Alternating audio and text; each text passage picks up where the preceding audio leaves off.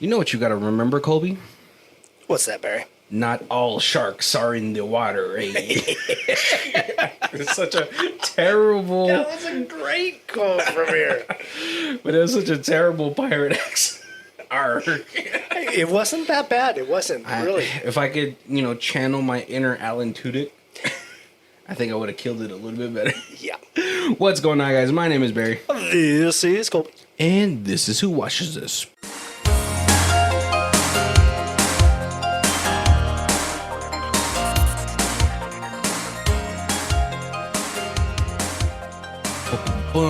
Huffing music.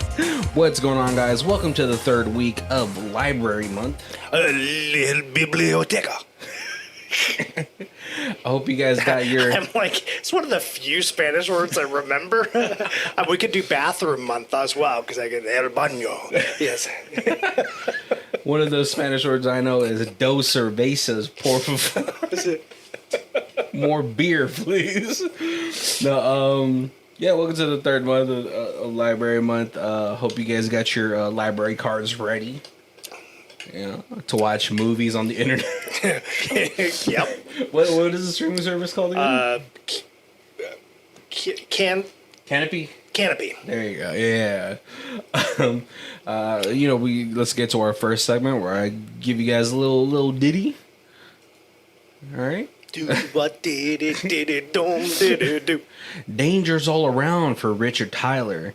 At least that's what he believes. What a bummer. His dad just wants him to be a normal kid. Unfortunately, they got one that acts geriatric. It rhymes somewhere in there. Until he takes shelter on a rainy day in a library and slips and falls into a fantasy. See, just because it ends with Y doesn't mean it's good. Let's find out what adventures awaits him in the 1994 classic, The Pagemaster. Pagemaster. And it's got, a top-tier cast. Opening, closing songs, too. Oh. That I'm like... It has a middle one, too, right? Yes. Where it has what's it called? What are those things called? A montage. Yeah. Of them. And I didn't do my research and look it up. I saw the person, because they actually have a little music video in the making of this movie, but it was not somebody I recognized. It wasn't 1994 is a long time away.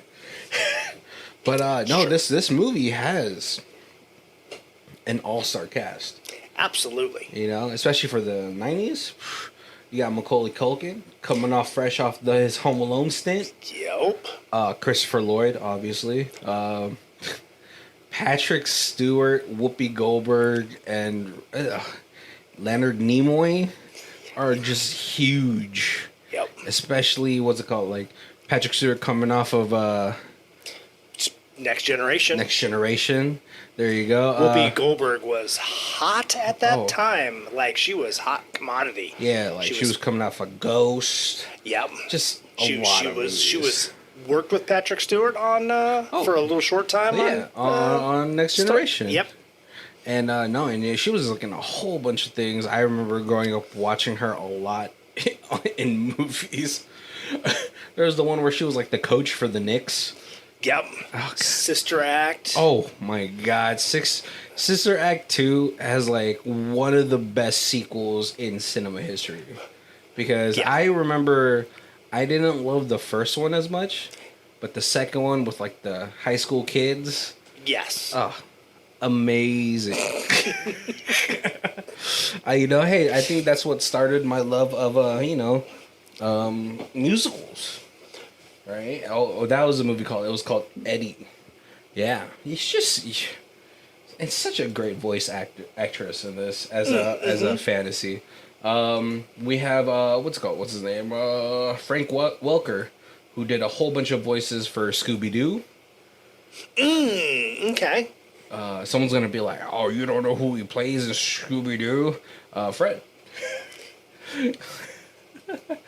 So yeah, this movie is and obviously the spine-back turtle from the Ninja Turtles. Again, Ninja Turtles, if you guys don't know, it holds up. Yep. But yeah, let's start talking about this movie. Movie's only an hour and 15 minutes. Soaking wet. See, you could apply that to other things, not just skinny people. I want to let you guys know, I've never been described anything soaking wet. I look like what you think I would.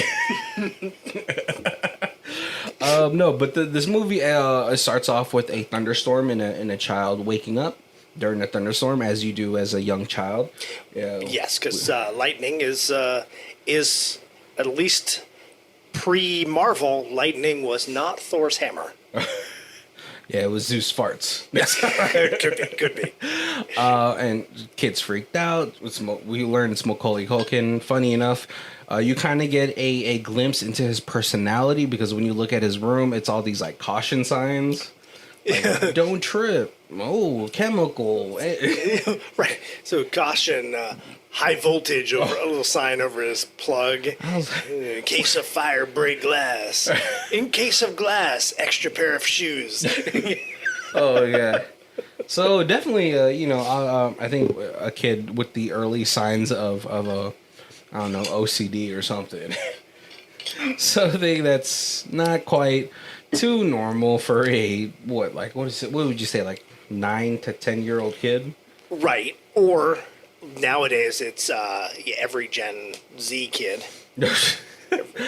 But he tries to go to his parents' room, but his parents are talking about him, and his dad is just like, it's like we're raising a 60-year-old. How can a kid be scared of a tuna fish sandwich? Well, Dad, didn't you know that there's a high count of mercury in tuna? Stuff like that. It's like, it's one of those. It's a very Bubble Boy situation. Yes. Yeah. Because everything's out there to kill you, and you can't be afraid of life, right? Yeah. Every time you get behind the wheel, it could be the last time. Which is like super sad. It's scary. It is, yeah.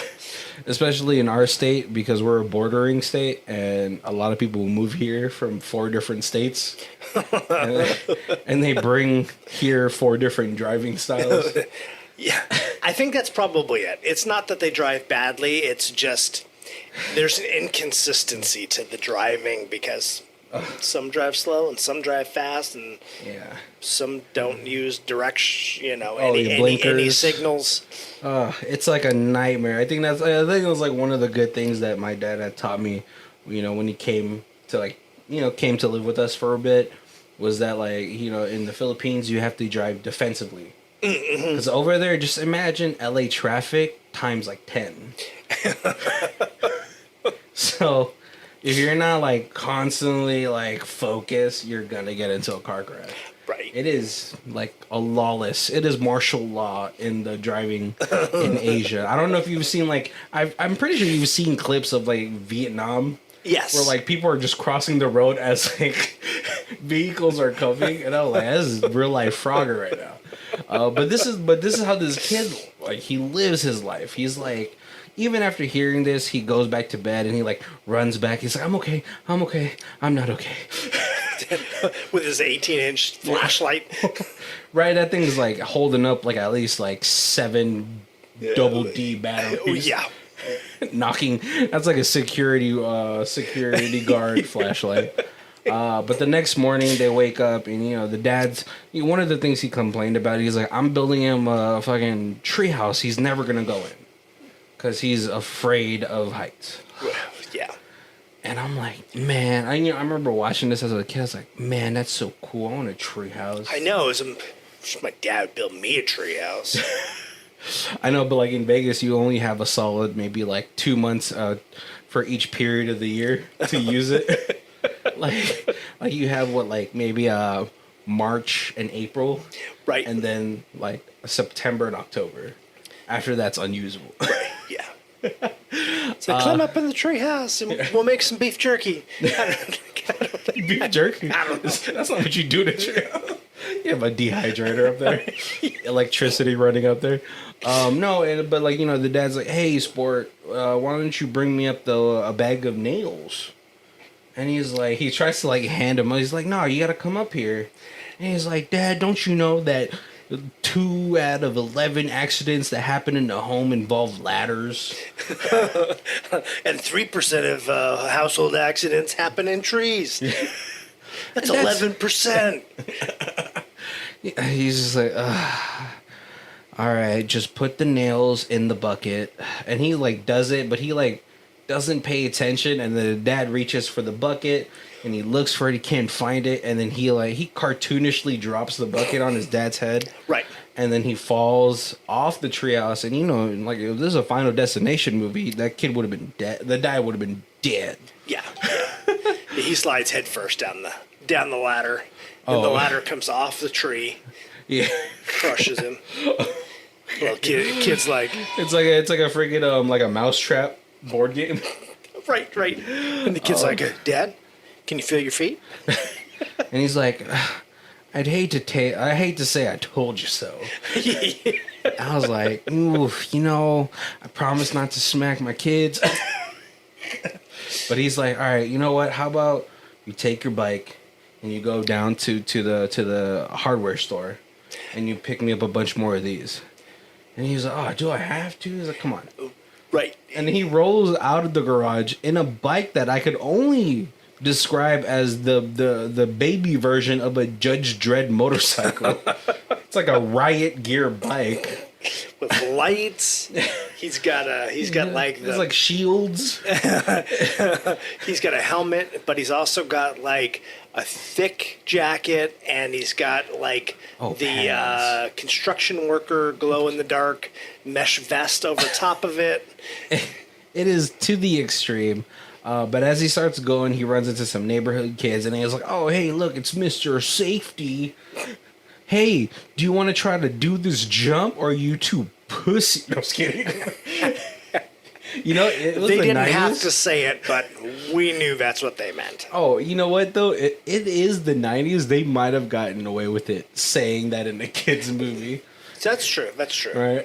But yeah, no, this is like the impossible jump that you're definitely going to break a bone off of. Oh, yeah, I totally remember making those. Oh, yeah, you jumped off a roof, didn't you? With a trash bag, I was like, it's going to be like a parachute, and Colby was trying wasn't. He was trying to do his best impression of Aladdin. I guess back then, if I would have jumped with a rug, it probably would have hurt less.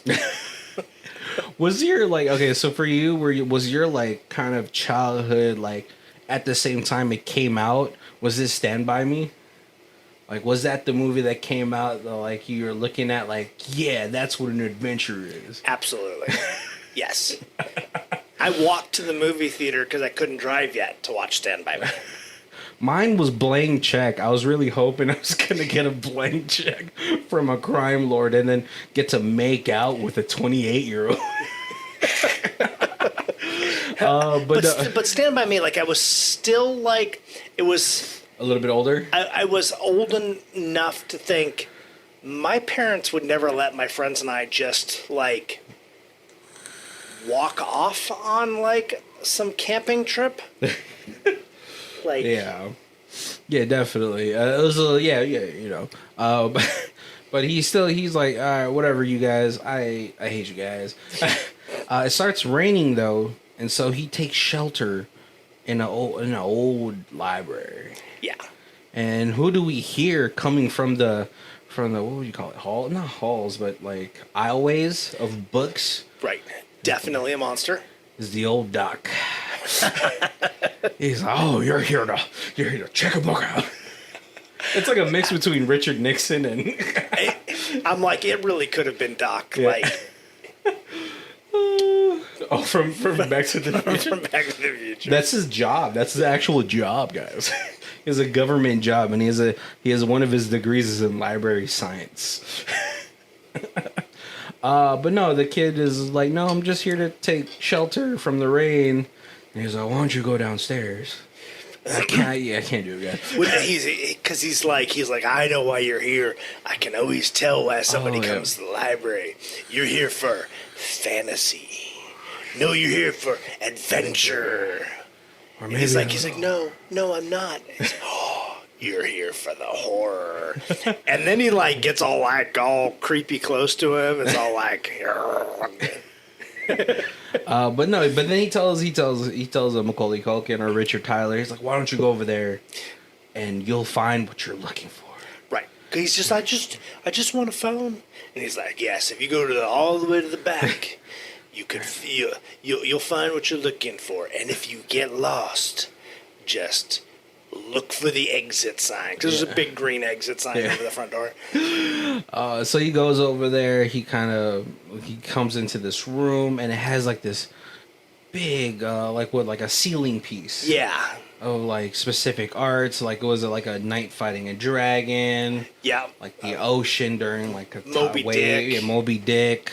The pirates? What's it called? Long John Silver. Mm-hmm. And then he's looking at it until he slips on the floor, right on the compass, right? Yep. Because he's walking around on the tile floor, dripping wet. Mr. Statistics should have known better. All right. He brought that on himself. Oh, man. And then all of a sudden, it goes into a cartoon. Yes. It's super cool though. I like as I was watching this movie, I was like, man, I really miss like this old cartoon style. Yeah. It's just like it's like the whole movie is like a piece of art. You know what I mean? All hand drawn and all that stuff, and it's just you can't really beat the classics sometimes. But all of a sudden, what is it like? Doesn't like a book fall into him and it's adventure? Yes. And it's Patrick Stewart doing the pirate voice. And if you didn't know it was Patrick Stewart, you wouldn't know. Yeah, I was like, who is Patrick Stewart in this? I'm trying to. Yeah, because I saw his name in the opening credits, like the hot billing, and I'm like, oh, I can't wait to hear it. And then I was like halfway through the movie, I'm like, I gotta look this up. Yeah, where was he? I know you also you see Leonard Nimoy. I was like, oh, they really just had the whole Star Trek cast up in here. I was like, where's Worf? Oh man, what's it called? Macaulay Culkin. He's trying to get his bearings. He's like, where am I? I need to get out of here. And all of a sudden he shows. He's like, oh, you have a library card. Arr. Right. Yep. And he's like, we gotta get out of here so you can take me to the outside world. But that's right. If you check me out, I'll help you find the exit. Yeah. So you do it way better. But no, what's it called? He starts to, they try to go up the ladder to try to find where the exit sign is, but he's like, oh no, I can't. I'm afraid of heights. And so Adventure opens up a book. Right, it's 50,000 Leagues Under the Sea, yeah. And then the room starts to flood, and there's a giant octopus. And he's like, well, you have to do it now. And he's like, whoa, octopuses are more scary than ladders. Yeah. And, it's like this portion, this whole movie is more about him just trying to get over all of his... Right. His whole fears, right? And so he does some crazy things, like they jump to another shelf from what only looks like 30 feet in the air. Or maybe even bigger than that, because he's able to hang onto the ledge. And as he almost falls, he pulls out Fantasy. Yep. Which saves him from falling down, and it's played by Whoopi Goldberg, and she's all like... she's being Whoopi Goldberg. She's like, I'm Fantasy, and she has the little wand. Right, she's a little bit like Fairy Godmother from Cinderella. Oh, pretty, yeah, pretty much. Except for she got loose knickers that she got to keep pulling up. Oh man, and then I kind of forget how they get into the horror land. They're being chased by something, though, right? Yeah, they're being chased by hounds. Oh, right, because they accidentally open up the Hounds of Baskerville book. Yeah, that's a real book, right? Yep. That's okay. I was like, that sounds. Yeah, all the books are real books. Are real books, right? Yeah. And so, what's it called? I think it was either Adventure or Fantasy. That's like, we gotta go through here. Yep. And they go through they clear out some books and go through it, and they kind of open up into this very crypt-like portion of the library, and she's like, oh no, we're in the horror section. And they get kind of they run into horror. Yeah, a horror book. A horror book. But he reminds me of like very Hunchback of Notre Dame kind of character. Yeah, no, that makes sense. Yeah, he's kind of he's supposed to be. I don't know if they said this in the movie because I didn't catch it if they did, but in the making they said his father was an encyclopedia and his mother was a trashy paperback novel, and that's why he looks like a tattered old. That's so terrible. We know what they're saying, and that's just a terrible description. Well, his father was a scholar, but his mother was a prostitute. That's what it sounds like. Oh no, but he's like, oh, you have to be quiet, or else the master will hear you. Yes. But they have to go towards the master's mansion because that's where the exit sign lies beyond. Yep. Got to go through horror to get to adventure, to get to fantasy, because Whoopi keeps saying that. She's like, the exit's right by fantasy. I see it all the time from my section. Yeah, I was just cataloged. Yeah. Into this section, and so they go there and they meet Dr. Jekyll. Right. And Richard's like, oh, he seems like a swell fellow. He seemed pretty nice. Yep. And he's about to drink something, and I think horror bumps into him, and it falls onto the floor, and it burns through the floor. And they try to stop Dr. Jekyll, who's played by Leonard Nimoy, right, from taking the juice, but he takes it and transforms into Mr. Hyde. Mr. Hyde. I was like, Dr. Jekyll and werewolf. I was like, that doesn't sound right. I was like, it's Mr. something. Oh yeah, Mr. Hyde. And as they're trying to escape from him, they escape from him through like the floor. The floor gives away, and at this point they're like, oh my god, this is so hard. But like as he's going through all these trials, it's like challenging everything that he deems too dangerous or too risky. He's put in these situations. Right. Yep. It's a great metaphor of like just like it's a good old adventure story. Yeah. You know, like a whole coming of age. It's very go the distance. But they end up what's it called? They end up going outside of the other side of the mansion, and they're at a beachfront. And Adventure's like, oh, the sea. and Horror comes up to him. He's like, oh, the sea. And he's like, there's only room for one person up here. And it's me, the captain. He's like, oh. Yeah, it's like, clear sailings now, me mateys. We've found the sea. And they get a boat, and he's like on the what's it called? The front portion of the boat. Yep. And they're sailing, and they run into Moby Dick. Right. Or no, what's his name? Ahab. Ahab. I was like, it's not Abraham. That's the Bible. Yeah, Ahab, and you know they're going through. They're like, we're you know I can't keep doing the pirate voice. They're not all pirates. He's like, we're looking for the greatest monster of the sea, and it's Moby Dick. Right. And no, the Moby Dick fucks up his crew. Right. Smashes the book's boat as well. And it also smashes up Richard Tyler's boat. Yes. And they almost drown until he gets a hold of a barrel that puts him up, and it's him and Adventure. And they get up on a plank. That's right, because the other books have drowned. Yeah. So they get up on a plank, and they get picked up by a crew from Long John Silver. Right. And I was like, oh my god, Long John Silver, he was a bad guy?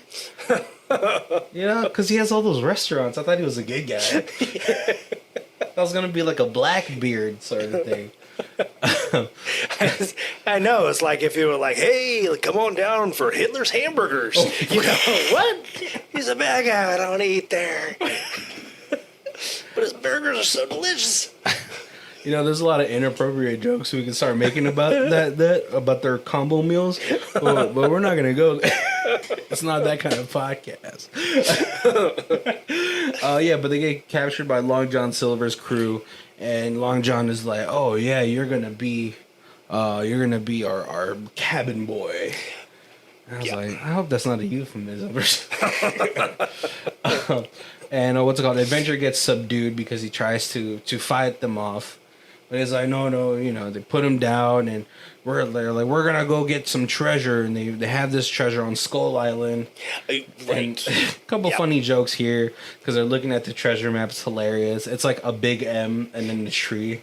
Yeah. And they're like, it's a broccoli. It's underneath the broccoli. He's like, no, that's east by the blower or something like that. Yeah, if you turn it sideways, it says E for east. And they're like, oh, if you turn it upside down, it's M for middle. They're like, no, it's by the tree, and then they find a skeleton that's pointing to the tree. Yeah. But they get there, and there's nothing there, so obviously they're gonna, mutiny. Yeah.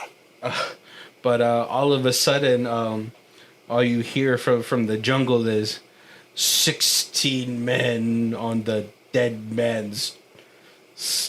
Was it something? And then Barry is like, chest, it's chest. Oh yeah, chest. But like the manner of like how horror speaks, it is very creepy. Right, because it's horror. It's horror, right? And they're there to save Richard and Adventure. Meanwhile, Long John Silver tries to get away, but they're able to sort of kind of corner him. Yeah. And he's like, all right, I'll just get on my boat, and I'll be away. And he starts singing the song too, yo ho ho, and a bottle of rum. Right, as we're going through Pirates of the Caribbean. Yeah. That's totally how I felt like Pirates of the Caribbean, right? And little did they know that he was like, I'll just take my boat and go, and that was because it was the only boat. Yeah. But they what's it called? How were they able? They were able to find something on the island to sort of find the exit, right? Or did they get on another boat? I forgot.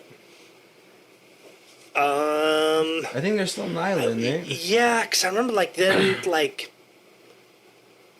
because this is where we go through the montage. Yeah. So but we do go through this montage. I feel like they find a way to either another island, or the island is much more bigger than what was seen from the Long John Silver portion, because it is like them just traveling through other books. Right. So yeah, they have we have a pretty sweet montage, a little nice singing scene. I was like Memories or something like that. I don't know what it was, but they're going through the adventure section, and they go. It ends up opening to this cave.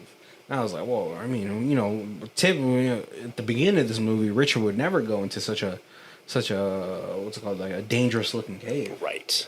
But he doesn't even give it a second thought. He climbs on top of it to get a better view of the outside, and he sees there's a huge citadel right above, right underneath the exit, and he's like, guys, it's here. Meanwhile, Adventure's inside, and he's like, oh, it's me sword. He starts waving it around until he cuts off one of the rocks, and all of a sudden a dragon opens up, and he's like, oh no. Right. The dragon does end up taking them almost all the way to the top, but they get thrown off. And Richard, he's just super focused. He sees it, and he starts climbing up. And he's like, come on, guys. But then the books get stuck in the crack in between books as the dragon is at him. Yeah. And he's like, oh my God. Fantasy loses her wand inside of the stomach of the dragon. She's like, oh, I wish that didn't happen. But Adventure's like, I will go subdue the dragon. And he gets a little smoochy smooch going on with fantasy until he takes it a little too far. He's like, you want to cuddle up with a good book? I was like, is he asking him for a threesome? But no, he gets torched. And then Richard peeks down and he's like, oh no, my friends. Because up to at the beginning of the movie, we do learn like his dad tried to put him in activities, but he was such a scaredy cat about everything, and in turn, it doesn't help you get friends. Right. Especially when you're a kid and one of your friends is like, "No, I don't want to do that." You're like, I don't want to hang out with you anymore, man. Like, I really want to jump off the second story into the pool. Right, because they were like, the dad was like, yeah, because like he was like, his friends were like, you want to play baseball, and he was like, well, do you know the statistics on how many people get concussions from balls hitting them in the head? Yeah, and it's not like you want to do stuff, right? Especially as a kid. Yeah, you get to break all the bones as a kid, and it heals so fast. I feel like you don't get hurt if you don't know you can get hurt. Oh yeah, because when you're a kid, you're like invincible. Yeah, and there's less doubt because like as adults, when you try to do stuff now, there's a lot of like, what if I don't make it? Versus like, it's gonna be so cool when I do this. Right. Like I think back, I was like, hey, if I could do it all over again, I'm like, but all my best stories wouldn't have actually happened because I'm too smart now to know that I shouldn't like jump off the roof. I shouldn't like hold on to the top of the hood of a car while my friend's driving and he's swerving trying to throw me off. That was fun, but like to think back, it's like that was like 100% that could have died. Oh yeah, I remember when I was in high school, car surfing was a thing. Like where you wouldn't hold on, you would be on top of the car. And unfortunately, I think my year, a kid like died like that. And so they're like, you guys cannot do that. Like, I actually knew the kid. Like, he was in one of my classes. I was like, damn, dude, that's terrible. But also in my head, I was like, that's incredibly stupid. Like, holding on, at least you have, like, grip. Right. But yeah, like, all your best stories, all your fondest memories are from you failing. Right. Exactly, That's why The Rock learned how to lose. I guess like when you're an adult, that's why all your stories start off with this one time I was drinking, because then all of a sudden your brain is back to like that of a child. Yeah. Yeah. But no, Richard looks down and he's like, "Oh my god, my friend!" So he gets this sword and shield from a dead knight. Right, which again, that's something he certainly wouldn't have done. Oh yeah, that's germs and bacteria. And don't you know, like a lot of accidents happen when you're playing with swords. Right. Yep. But no, he fights this thing off, and eventually he gets swallowed up by it. Yep. And then all of a sudden he gets into the belly, and he's like, someone was whispering to him, "Look to the books. Look to the books." To the books. And he finds he's looking through books. Oh, first he accidentally sits on Fantasy's wand. And he's like, "Oh, this I need to get this back to her." But he finds Jack in the Beanstalk. And he's like, "This is the book I need." And it creates this huge beanstalk out of the dragon, which I was like, you know what? In every instance, that's a nat 20. That dragon is dead. Yeah. like vines are coming out of every orifice this dragon has. Yeah. But he's able to pick up fantasy, horror, and adventure on the way to the top. Meanwhile, and I was like, I don't know how this dragon's still alive because he chomps it off. But they're able to get to the door, and he opens the door, and he encounters the Pagemaster, who he did encounter at the beginning of his adventure. Right. Played by Christopher Lloyd, and he's like, "Well, what fun would it be if I just zapped you here?" Right, yeah. He's like, I almost died. I had to fight like a monster, and then I got chased by a whale, and then I had to wrestle with pirates, and then a dragon almost ate me. It almost ate me. And he's all like, "Well, it's a great story." Yeah. What kind of story would you have had if I just zapped you here? And he's like, "Huh. I don't know." And he has a sense of like gratefulness that he was able to kind of go through these adventures. Right. And he gets sent back into his body, But with it, 3 books fall from the sky. Right. And they look ancient too. I was like, They especially certainly do. horror looks like a grimoire. I was like, maybe he shouldn't take that one home. The Deadites might come. Christopher Lloyd comes out of nowhere, and he's like, "Well, the library rule is you could only check out 2." Right. But he's Only like, 2 at a time. But I promised Tor I'd take him with me. He's like, who? He's like, sir, can you please just this once? And he's like, oh, okay.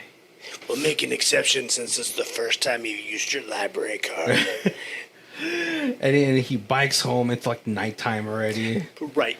And you know, we get a picture of the dad coming home, or like the parents coming home. They're like, we don't know where he is. Oh my god! In a total panic. But then the light is on in the treehouse, and they're like, no, that can't be him. The dad goes up there. He sees his son up there with the night lamp and the books in his, holding the books together, and he's all like, and this is where I thought, is like, this is wild, because then the parents are like, let's just let him sleep out here. We're like an hour after this horrendous rainstorm. Yeah, let's let him sleep outside. my whole thing is like, he's gonna get kidnapped. It's the 80s. You didn't kidnap people back. It was the 90s. 90s. Yeah. I know, right? I always think that's so wild. Like, even back then when I was a kid, I was like, I'm not sleeping outside, dude. That's where like the weirdos are. Edge and Christian told me that the freaks come out at night. Yeah, see, I was like, oh, we could sleep outside? That's an option? Yeah. We did, like, set up tents. We slept in my backyard. We slept in my front yard. One time my friend and I slept on rafts in my pool, like, overnight. Like, we could have just rolled off and drowned, but nope. No, that was like, Mom was like, sure, hey. See, and you wonder why there's all these crime murder podcasts in the 70s and the 80s, because parents are just letting their kids sleep outside. Right. So many kidnappings. Yeah, no, it's not in kindergarten, but once I got to first grade, I was able to walk to school. I mean, it wasn't super far, but I walked to school. Hell, I remember when.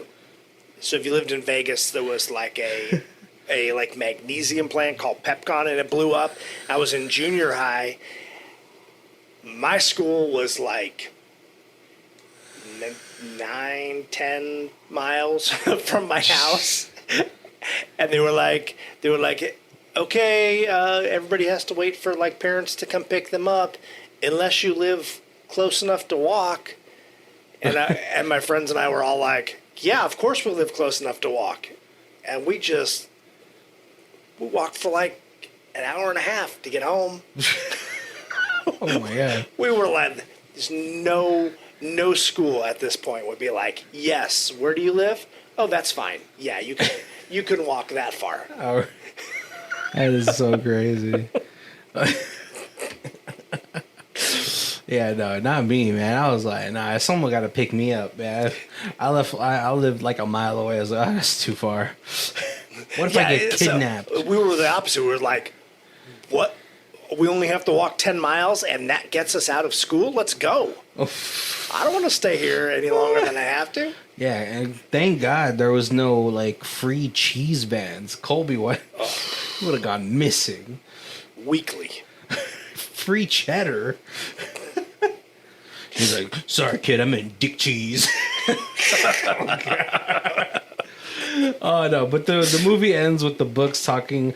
Oh, this is the original quote I wanted to see. He's like, oh, do you smell that? Freedom. Or adventure awaits us, or something like that. And the movie ends. Yeah. Well, and you get one more little... Wait, was there a post-credit scene?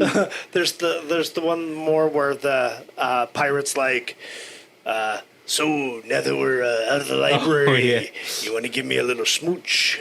Okay. He's like, not from you. From the lady. Oh, man. And the movie cuts. Before we talk about what we liked about this movie, let's go to our other section. We got high star and low star. Colby? VHS Video Marathon 2020. 10 out of 10. Growing up, this movie spoke to my soul. The scene where Macaulay Culkin is running through the corridors of the library only to be met by every color of paint trailing him always stuck with me. P.S. Amazing cast. Yeah, that was like the shortest one I could find. Everything else was like 5 paragraphs. Like, even this one was like pretty, like this was like the shortest one. This guy really hated this movie. 1 out of 10. Pagemaster stinks, pure and simple. Adding to the voices of those who found this movie awful, I can only add amen. One question. The whole movie is devoted to showing the character how books can help him, and early on the viewer discovers that he has never had a library card. How? Then, did he get all the facts and statistics about accident probabilities that he was so obsessed with? And what kid his age knows as much about accidents as the National Safety Council? The father character was complaining about his kid's obsession about safety and his fearfulness. Okay, who put the safety bike together for the little bugger? The Culkin character? Not even. Utter hogwash. Any good fantasy has at least a little believability factor. This one had 0 from the outset. It struck me as a quickie film made to cash in on the main character's popularity while it was still hot. One thing I do have to say about his safety bike is that, like, his dad is probably trying to meet him halfway. Right. You know what I'm saying? Like, it's... Yes, because he definitely would be like... Because he's the kind of kid who's like, Dad, I'm not getting on that bike unless it is safe. And his dad's like, fine, let's put some lights on it. We'll make reflecto tape. We'll put some... Some people will say that's like, what, enablism? But, right. like, it's also like, well, you know, it's either this or he doesn't learn how to ride a bike. Right, exactly. And you, like, you know, maybe, like, you just try to hope that maybe he'll grow out of this whole situation. And he'll, at least later on, he'll still know how to ride a bike. Right. You know, and it's, his dad isn't super forceful. It's not like he kept them into Little League, even, you know, when the kid said he doesn't want to do it. Pulled him out. Right. You know, he's just giving the kid options. And I like how he said that last was like, if it's a fantasy, at least it's got to be a little bit believable. So, like, you know, I can't believe that his dad would let him do that. But the talking books, that's totally acceptable. What? I think this person was just trying to be nitpicky to be nitpicky. This movie, it does seem like it was I think I still have this movie on VHS, by the way. It's somewhere sitting in my garage. It's probably deteriorated by this point, but it's under like a couple plastic bins, so maybe not. But no, like, this movie really is just about you know, some people do use books to sort of see the world in a different way.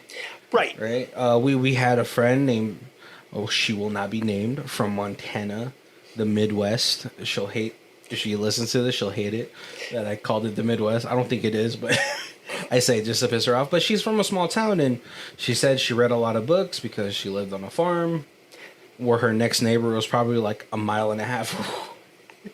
Right. Yeah, and if you're that scared to leave the house and to do anything, this is the way you see the world. This is like you can go on a little adventure in your mind where it's safe.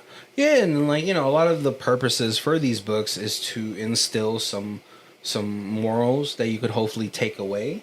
Right. You know, every adventure book tells you, like, hey, like, it's not going to be an adventure unless you go out there.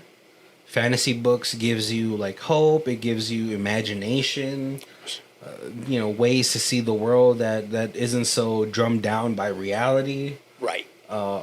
Surprisingly, horror has a lot of nuances of, like, romance, you know, a lot of complex emotions, you know, dealing with, like, loneliness, being an outcast, and, you know, obviously it's those are like underlying meanings. Right. Right. underneath all the scariness and the creepiness.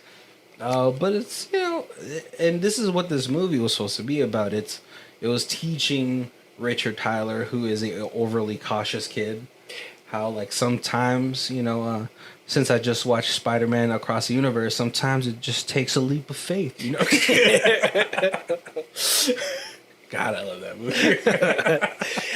And even though it's books in the animated portion, when he first meets them, he doesn't trust them or want to talk to them, or and he develops a friendship with them over the adventure. So it's also friend building.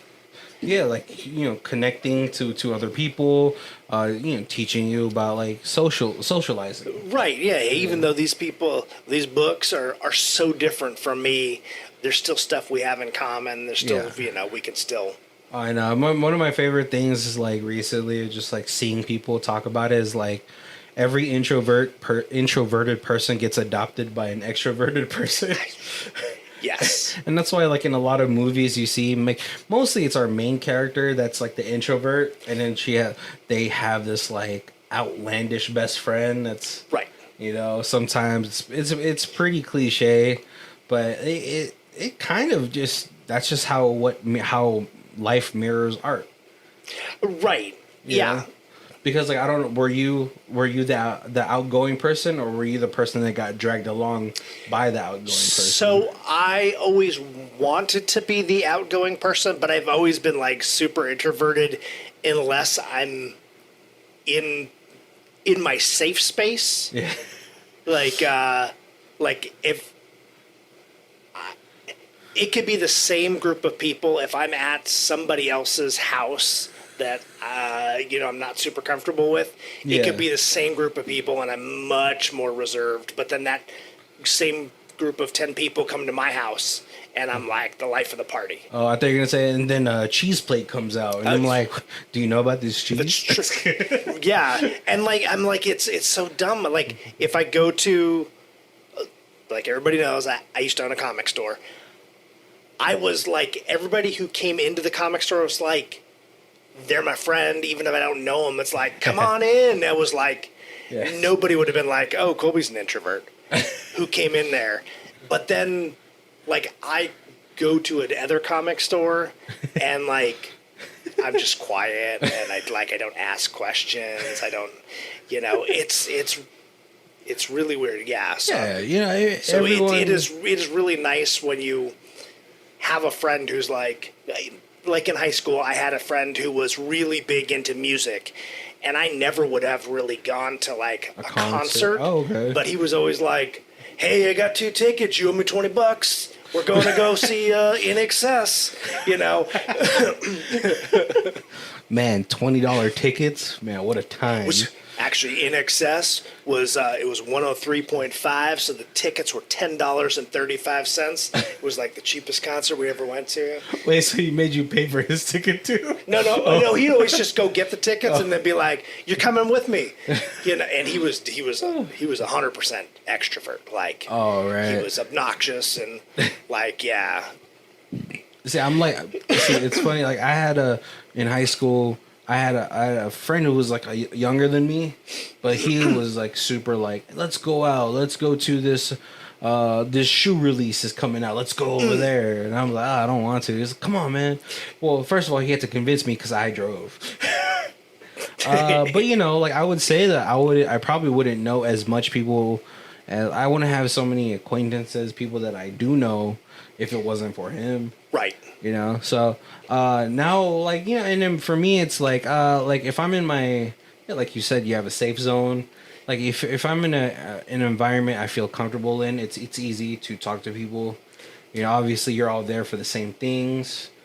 Classes, whether it be classes, work, a comic book store, a card shop that I would frequent pretty often. Then you get to like sort of, that's where I get to know people, and right. I really can't do the whole like, oh hey, hi, like in public, just out of nowhere. First of all, I don't know. Might come out creepy, right?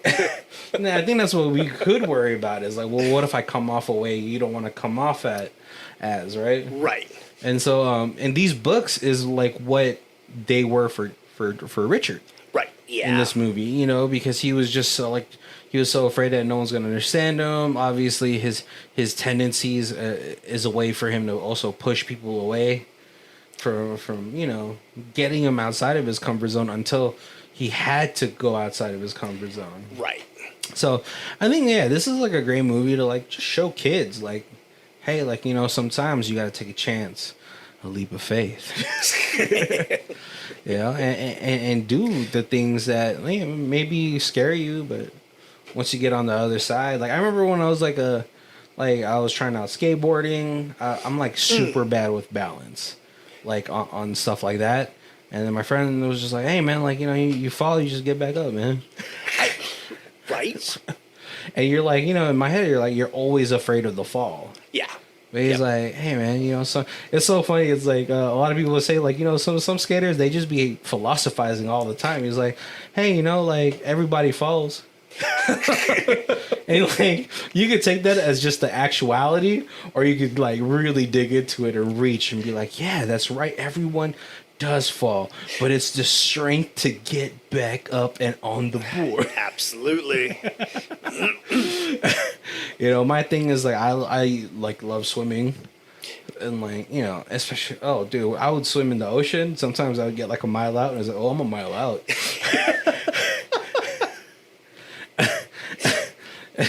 But like you know, like so you find spaces that you like love to do, and you know, but you still try to get out of there. You know, Right. Yep. obviously everything has a danger to it. And yeah, this is just something I think is a great movie to show kids, to show the importance of all those things. Yeah, absolutely. Like, and hey, but they always say like foster a love of reading, and like you know.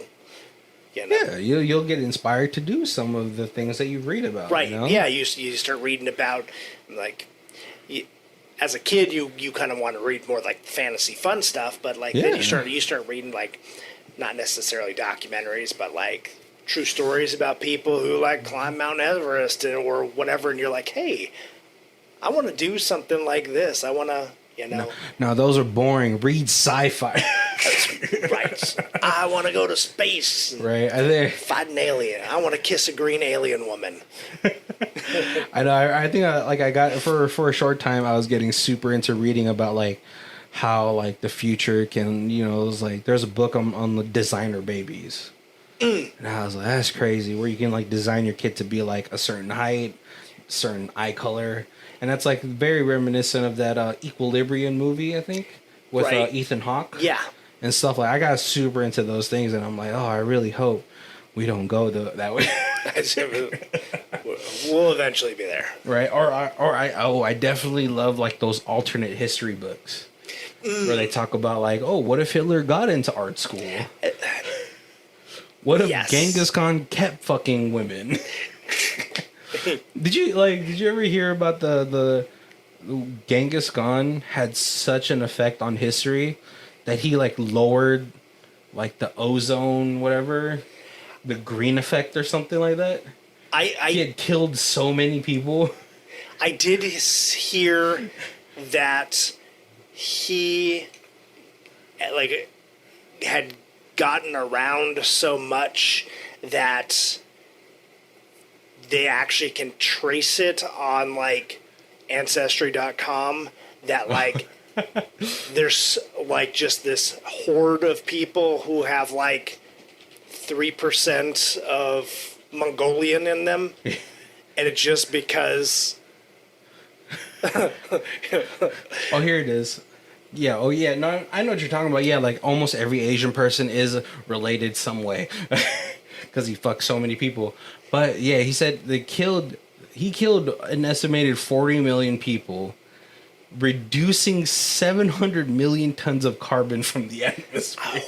Wow. And so like those are definitely things that are like super interesting. So like, you know, I know this is like a, you know, movie podcast where we tell you to watch these movies, but hey, you know, like read a book once in a while, you know. This is where we're trying to get away from this whole situation. We're coming up to our. I want to go ahead and thank you guys for joining us. Make sure to check out our other months. We have something for you. It's impossible for not to have something for you guys. You know, we're almost 200 episodes deep. That's right. We got a whole month on like movies with people who get trapped. Yeah, we got movies, video game movies. We have some Right. foreign film months. Yep. That is super cool. I'm pretty sure we'll still have more, like probably maybe a Japanese gore month. Should be. Sounds fantastic. Obviously, we have enigmatic actors like Nicolas Cage, Danny Trejo, and probably soon Steven Seagal. Jean-Claude Van Damme. Oh, yeah, the muscles from Brussels. A lot. We had Girl Fight Month, like girl Fight Club for girls. Yep. So super cool. Yeah, definitely check those out. But if this is the first time you guys are joining us, we have our reviews in 4 different sections. We have Stream It, DVD It, Blu-ray It, and Ultimate Box Collection. Colby, where are you at for this one? I actually was looking for some place to stream this because I don't think I'd ever seen this before.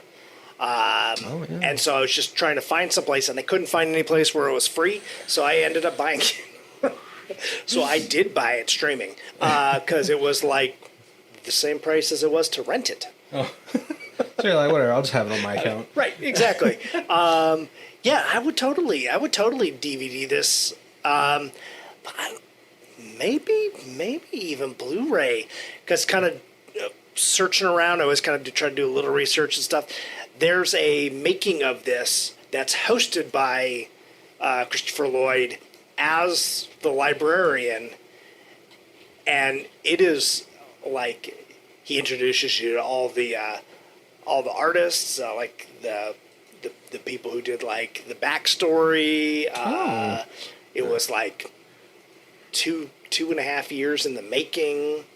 I mean, beautiful art. They talked about how it was like one of the last movies where almost everything was all the art was hand drawn. Yep. That now the computers have kind of taken over and do so much more. And then he even made a joke about it. He was like about how rare it is to have a movie that combines live action and animation. And I thought that was a clever little pun because he was the bad guy from Roger Rabbit.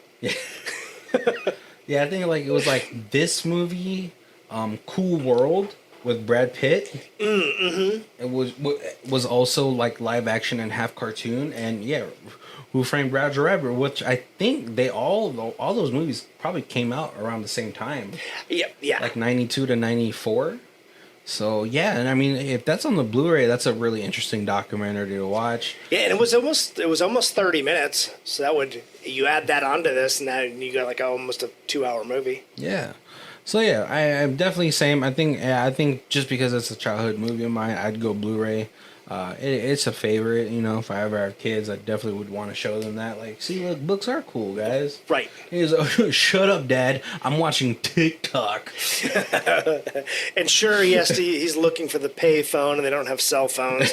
But besides that, I feel like everything else really kind of stands up, even though this is 30 years old. Oh, like basically. One of my favorite frames of the movie is when they're in fantasy, and like little fairies come out, and then like it's his silhouette is all dark, but then he opens his palm when he has a fairy in it, and it's dancing. Yeah. And then it illuminates his face, but it slowly does it. I was like, oh my god, that must have taken forever to. And it's super. It's not just like a little fairy, but it's like a little lightning bolt that's like kind of shaped like a fairy. It was really cool. Yeah. Super cool. And the dragon is classic. Fantastic dragon. All right, guys. Well, thank you guys for joining us. Make sure to check out our links down below for Amazon, our little whole Amazon affiliate links. You know, me and Colby are trying to get like a little surf and turf at the Texas Roadhouse because Colby likes his steak well done. I will never let go of that fact. I'm gonna have to tell everybody that we know he eats well done steak. Let him know. Preach it. And then, of course, we got all our socials, our social links down below, our Facebook, Twitter, Instagram, and we would love for you to follow and share and like. And that's the easiest way to keep in contact with us. Most definitely. Thank you guys for joining us. My name is Barry. This is Colby. And this is Who Watches This. If you guys want to check out the theme music, it's Lee Rosevere. It's called Arcade Montage. It's on our album, Music for Podcast 3, and our Bandcamp is down below. Thank you.